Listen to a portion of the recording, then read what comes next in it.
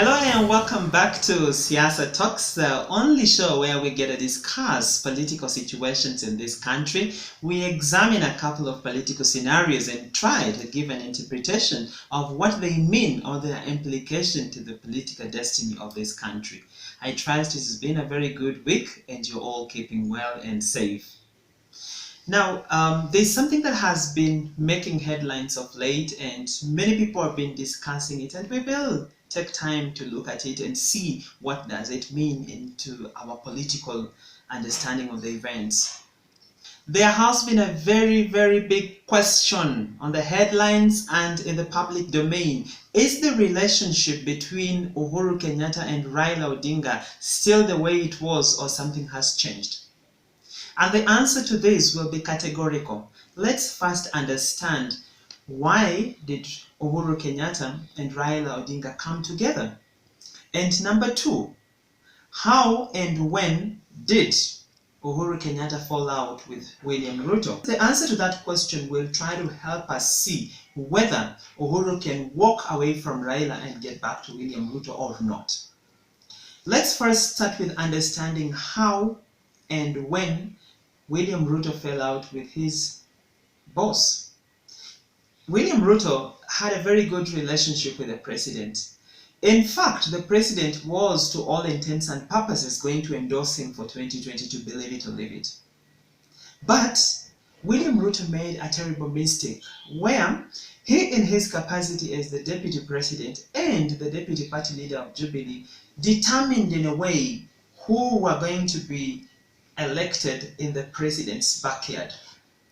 The nominations were flawed in such a way, they were engineered actually by the deputy president in such a way that certain people would come into the parliament and into the Senate and even governors that were loyal more to the DP than to the president. There has been a change in the political realignment of the central region. This did not go well with the president, and that is where William Ruto lost it with his boss. Such a setup, is there a comeback for William Ruto? Absolutely not. And then let's ask ourselves, why did Uhuru Kenyatta pick on Raila, or why did Raila and Uhuru Kenyatta come together and signed that document they signed and spoke on the steps of Harambee House? Up to now, nobody knows who convened this meeting, nobody knows who facilitated this meeting, nobody knows who worked behind the scenes to ensure that this meeting happened. So we can absolutely confirm that this meeting was purely between the two. This is a very unique meeting. We have had very many meetings, political meetings happening in this country, but in a few days you will know exactly what went on behind the curtains. But this one has stood the test of time. Till now, nobody really knows. I will quote in part, the president actually said after the meeting that never again will there be a post-election violence after an election in this country. These were very strong words that the president wanted to be part of his legacy, that he's the president that made sure that we never had any more bloody elections. And if this is anything to go by, then this is something that every Kenyan needs to support. Can the relationship between Raila and Uhuru Kenyatta change? What happens if any of these gentlemen betrays the other? You can imagine the kind of setup that was there shortly before the handshake. There was two forces, one allied to Raila Amolo Odinga and one that was supporting the government of the day. And this kind of tussles really brought the country almost to its knees. And this is a moment in history that nobody would admire that we have a replay of the same.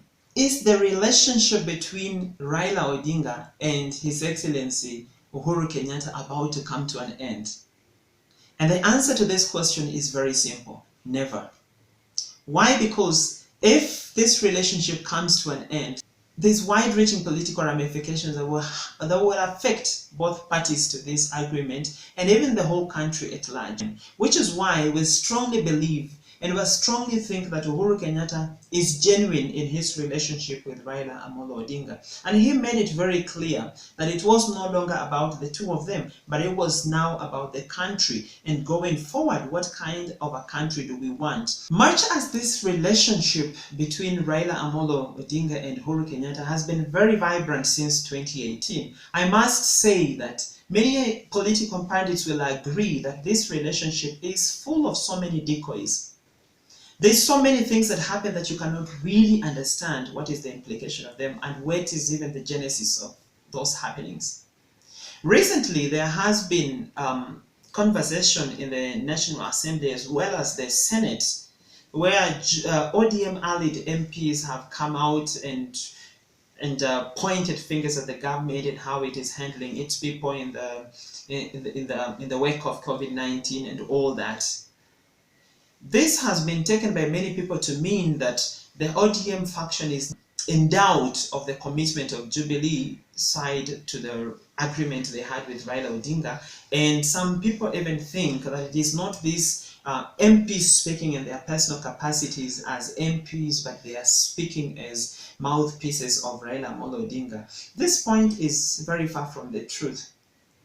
When Raila speaks, you know it is Raila speaking. But when an ordinary MP speaks, you realize these are sentiments of an ordinary MP speaking. And again, the sentiments they are speaking about are issues that everybody else is talking about, in terms of the underperformance of the government here and there. Those are usual things and those are usual conversations that form the everyday conversations in the country. So they may not really be taken to mean something that tends to strain the relationship between the two. Let us also look at a situation where indeed Uhuru Kenyatta decides to betray Raila Amolo Odinga or vice versa. What is the political implication? I mean, we are looking at a situation where a lot has happened. Even the guys who are allied to Deputy President William Ruto and believe in his presidency have gone through a lot of things and have seen a lot of things being orchestrated that clearly portray the fact that there is no relationship between the Deputy President and the President. Think about it. If the President makes an about time today, supposing he does it actually, would even this faction believe him? It may be very, very difficult for something fundamentally different to happen and change this political setup as it were at the moment. Many Kenyans expect a very active relationship where the president is saying this, Raila Amolo Odinga is saying this. But you see, they have played a certain decoy where both of them are not speaking on any issue. And now there is an overwhelming silence and there's a public outcry for people are thirsting to hear what is the president saying, what is Raila saying, and the space is very quiet. And I tell you, it is intentionally quiet because at this time you do not have an idea what types of meetings are happening on Zoom, what types of meetings are happening in residences of these politicians behind the cameras where nobody knows exactly what people are talking about. There is also another issue where people are bringing up an issue that Raila Amolo Odinga met with Oscar Sudi for lunch, and Oscar Sudi on the other side says he just bumped into Raila. So people are right now, because there's an overwhelming silence in the political space, there is all manner of speculations. Everybody's asking themselves a question and they're adding a comma to even where there should have been a full stop. So clearly, if there was anything in the offing between Raila Amolo Odinga and Deputy President William Ruto, I highly doubt that Oscar Sudi will be the kind of emissary that will be sent into such a meeting. And again, you cannot just wish away everything that happens. But we would actually see the kind of personalities that can be dispatched on either side in case there was going to be any meeting of the kind. But it is too early to rule out. Political formations keep changing in this country like the colors of a chameleon, and we have seen that over the years.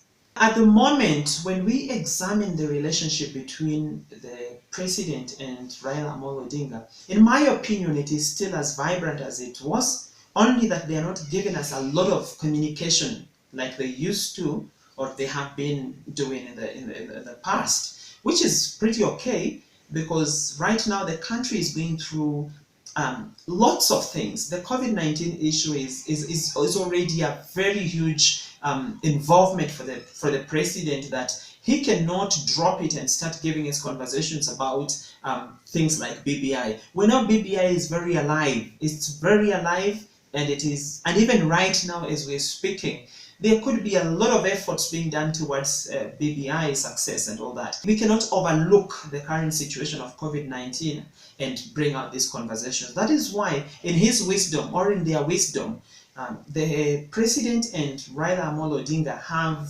intentionally decided to conduct their business in regards to their friendship and their plans and the BBI agenda covertly, so that we focus our energies on COVID-19, on the war against COVID-19.